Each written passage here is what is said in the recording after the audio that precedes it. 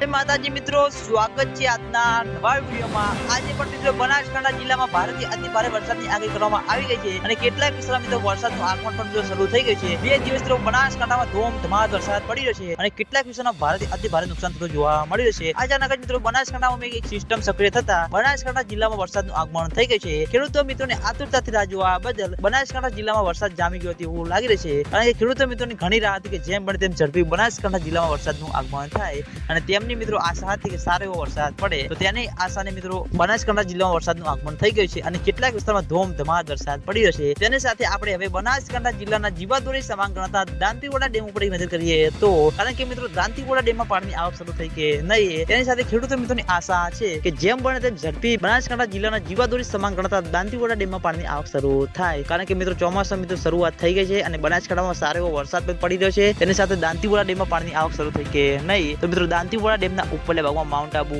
Abu road, Ambaji, Danta ત્યાં આગળ વરસાદ પડશે। પછી મિત્રો દાંતીવાડા ડેમમાં પાણીની આવક શરૂ થતી જોવા મળશે અને દાંતીવાડા ડેમમાં પાણીની આવક શરૂ થશે તો સૌથી પહેલા તમને બધાને આ ચેનલ દ્વારા વિડીયો બનાવીને જાણ કરવામાં આવશે, એટલે તમે બધા અમારી ચેનલ ઉપર નવા હોય તો વિડીયોને લાઈક કરી દેજો, કોમેન્ટ કરી દેજો અને ચેનલને સબસ્ક્રાઇબ પણ કરી દેજો। તો મિત્રો જય માતાજી।